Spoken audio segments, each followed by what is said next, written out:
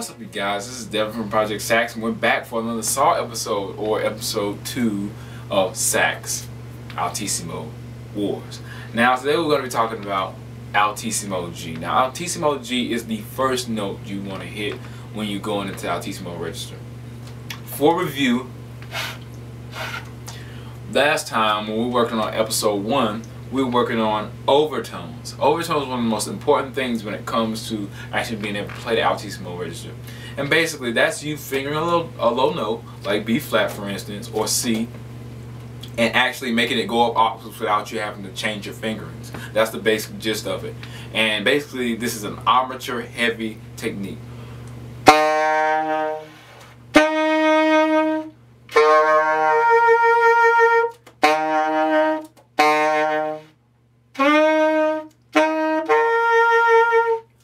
Go ahead and make that weird noise. Make it go up octaves though. If you can make it go up one octave, you should be able to play at least halfway through the Altissimo register. With a little bit of struggle, but if you can make it go up more than one octave, just reach as high as you can when you're overtoning. That's fingering a low note and making it jump octaves. So when we go out playing the Altissimo G, then everybody will know, you know, how to at least pitch it or come close to it. That's what the overtone will help you do, and it'll help you mold it and actually make a pitch out of it. Next, you probably want to worry about tuning. Now, tuning is going to be really hard in Altissimo register because you're going to have to be able to manipulate the tone of the saxophone even if you don't have the saxophone on the mouthpiece. So what I mean by that is I'm saying that if you have a saxophone and you have a mouthpiece, you need to be able to manipulate the sound of the mouthpiece, the pitch of the mouthpiece itself without the horn amplification device.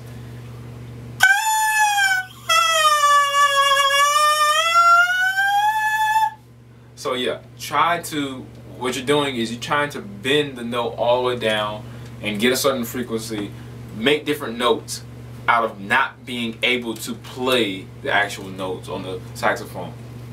Make the pitch without being able to play it. So not only will you be able to hear it, but you're able to make the armature make that note for that specific pitch. See what I'm saying? So basically you'll be able to know it in and out before you even play it. You'll be able to hear it, you'll be able to put it in your armature and know how much air it takes to play that note. That's what Altissimo register is about. Now, one thing I want to say before, we went over armature, we went over tuning. Before I get to the mouthpieces, which I'm going to review because this is a review from last episode, when you're playing the Altissimo register, what you're going to notice is that there's a whole bunch of different fingerings for the same note because there's no set fingering, because it's all types of fingering that you could possibly play for Altissimo register. Why? Because Altissimo register was not in the original makeup of the saxophone. This is the register above the original saxophone make. So, say for instance, the saxophone ends at a high F sharp. Well, that G is half a step above that high F sharp, which means it's not necessarily in the actual fingering of the saxophone, because the saxophone it ends on a low B flat, and then it ends on a high F sharp for the higher range. And that's the range of the horn. When you first get it, you're like, okay, this is what's fingered, you know, but they won't tell you Altissimo register in the, you know, in the traditional method books. You have to get like an aftermarket brand instrument book where the pros have come back and said, hey, well, these are good fingerings for Altissimo, and you know, people have found out through online and stuff like that. So the Altissimo fingering and the Altissimo actually playing it will require a good mouthpiece to reed combination, and what you want to do is get it open. Now, like I said in the last episode, I'm not going to talk much about it in this episode, but you need to make sure that your mouthpiece is open, or if you have a closed mouthpiece, you have an open enough reed, because what this will do, this will allow you to manipulate the pressure, the air pressure that you allow the reed, because air pressure is what vibrates the reed, right? So when you manipulate your air pressure and be able to create an Altissimo note, you'll be able to do that to the maximum extent if you have an open mouthpiece, or if you have an open or a closed mouthpiece and you have an open reed, say a 4 or a 3.5. See what I'm saying? So moving on, when you go about purchasing a mouthpiece, try to get a mouthpiece that lends towards more jazz or funk, you know, something that pertains to the saxophone to cut through. And usually that'll be an open mouthpiece like an 8-star or 7, you know, if you're looking at model numbers. Now, if you didn't look at the last episode, you might not know, or if you haven't looked at previous episodes about mouthpiece and mouthpiece models, then you might not know exactly what I'm talking about. But moving on. Now, like I said before, the range of the saxophone ends at F sharp. But notes before that are E, D, and E natural, F natural, and then D sharp. Those are the palm keys up here at the top. So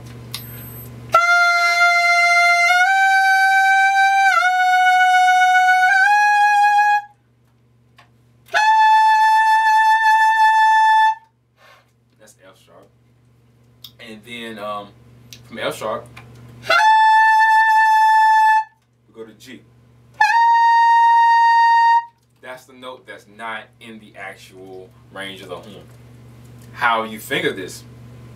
Well, I finger it first finger, which is B, and third finger, which is 1 and 3. So the third finger, which is your ring finger on your left hand, and then your index finger on your right hand, and your ring finger on your right hand as well. Now, most people don't actually finger this way. The fingers actually come close, and what you're doing is you're essentially creating a new tone hole for the instrument to travel. Now, rest assured that all of these Altissimo notes are going to be played with the octave key.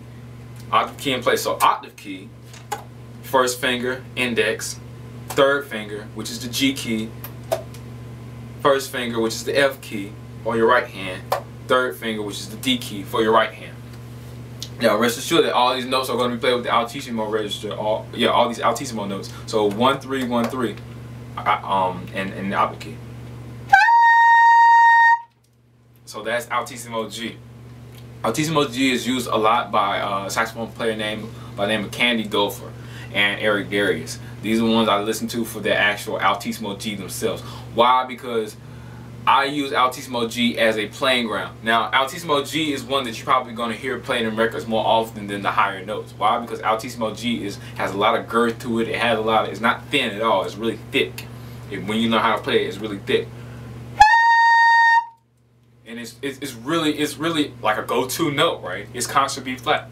So it's a go-to note for a saxophone player in most key signatures. And for instance, if you're playing a concert B flat scale, that's the first one you learn, which is starts on G, the root note G for alto saxophone. So you can go 2 octaves is what I'm saying. So when you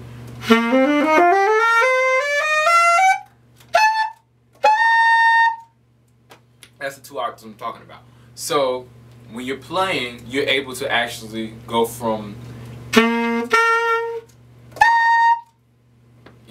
able to actually go that extra mile, you see what I'm saying? And most people, you know, may go to the A in most songs, but that G is really prominent with Candy Dofer and Eric Darius. So listen to some of their tracks and listen to where those high notes come in. I know a CD called Candy Store that Candy Dofer, actually, that's her album. She plays the Altissimo G a number of times, and I advise you guys to go check that out. But next, I'm going to go to some more fingerings. This is the one I use, the 1 3 1 3, and the octave key. So octave key, 1 3 1 3, not D, not D.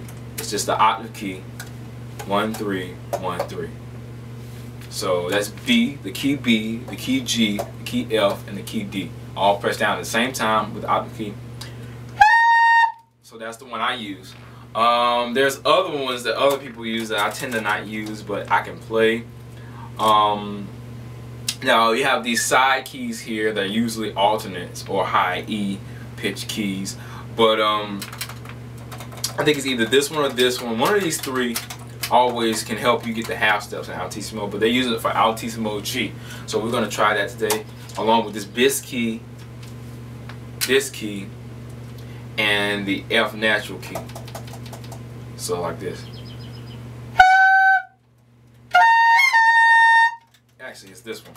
So the one at the bottom.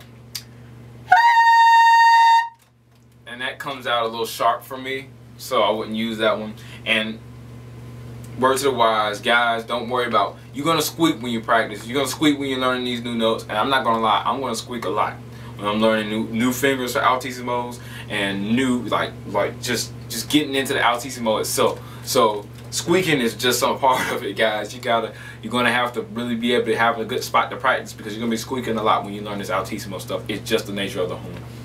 All right, and this one is a lot closer to my fingering. It's 1 3 1 with the finger with the F finger down, and going back to this little bottom this bottom key down here. It's 1 2 3 on this side. It's the bottom key down here, F, 1 and 3. And for me, the reason I don't play those other keys is because it doesn't come out as thick for me. It comes out really thin for me, and it pushes a lot of tension in the embouchure. But I play the 1, the 3, 1 and 3 here. So yeah.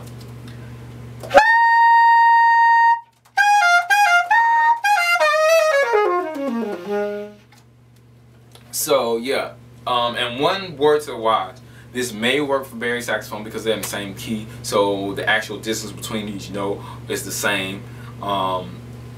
Here is Altissimo G, but Altissimo G, it also can be played in regular songs. Don't just think that, oh, well, since this is Altissimo G, that it's not, you know, on a finger chart, that it's not played in regular songs. Just as actually played in regular songs for alto saxophones, depending on what, you know, high level music course you're taking. So make sure you know this and you can play this. So when I teach every Altissimo note for the next Altissimo Wars episode, make sure you're able to put it in like a arpeggio and put it in other stuff. ASTWO, always something to work on. So just when you figure out this note, it's not enough just to play this note. You having the right pressure, having the right embouchure, having the right saxophone mouthpiece to reed setup, all that stuff matters. But at the same time, once you learn a note, then what else? What's next? You see what I'm saying? That's the real thing about Altissimo. It's not just learning the Altissimo. It's hard enough, yes, but what can you do with the Altissimo?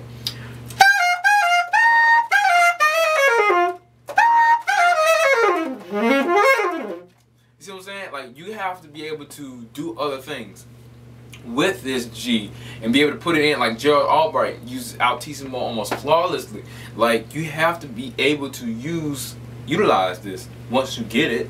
You know, it's not just, okay, I'm playing it now I get to play it. You know, I'm still trying to get the Altissimo register right. You see what I'm saying? I've been playing for years. So with that being said, I wish you guys good sound. Those are some keys, or not keys, but actual fingerings for the Altissimo G. If you can't find the one that's comfortable for you online, those are some here in this episode. Please watch the previous episode if you don't know how to get quite into the Altissimo register, as in the basics, mouthpiece reed setup, saxophone setup, all those good jazz, overtones, more of that stuff. The next Altissimo fingering will be G sharp, and it's not far from G. But essentially, I want you guys to understand that when you're doing Altissimo, what you're doing is you're making another tone hole for the instrument to travel that air out of. So basically, when the saxophone's traveling the air, the basic gist of the saxophone is the more keys that are pressed down, the lower the note is going to be. The less keys pressed down, the higher it's going to be. But the saxophone has already utilized all the high notes and stuff like that. What's next after that? You know, so what you're doing is you're trying to find an avenue for the actual air to go out of to actually maintain that pitch for you. But you can't maintain the pitch like you would a regular note that's designed for the saxophone. You actually have to use your embouchure to maintain the pitch. You have to use it like 10 times more than you would a regular pitch, because the other pitches are already designated for the horn, like BAG. Those are already designated for the horn. They already have a place on the horn, but the one that you're trying to find out is an Altissimo note, which has no place on the horn. Usually, there's no key that press, you know, some people think it's this key, but this is actually the alternate F sharp E key. That's the front F sharp E key. Not F sharp, but F natural E key. So, when you're playing, there's no set Altissimo finger, like I can just press this. There's no octave key for Altissimo is what I'm saying. So when you play the Altissimo, just make sure that you know that you're making a tone hole in the saxophone for the air to travel. So it may work, it may not work for you. That's why there are different fingerings for your air to travel, so it can work for specific saxophones, for your air to travel and tonality to come more in play with different fingerings. You see what I'm saying? Because maybe it's more in tune for you because your armature tends to be a little bit sharp. Maybe you need an Altissimo fingering that has a little bit more coverage. Say for instance, if you're playing Altissimo A, which in my the way I play it is 2-3-2-3. But maybe you play a little sharp, so you want to play 2-3-1-2-3, which is covering that A, which makes it a little bit more flatter. You see what I'm saying? So Altissimo fingerings are really different for different horns, and more horns are made for Altissimo. So hopefully you guys, if you have a more recent saxophone, it's going to be easier for you. The older the saxophone is, I noticed the harder it is to hit Altissimo. But I'm Devin, wishing you guys good sound once again for Project Sax, and stay tuned for episode 3 of Altissimo Wars, aka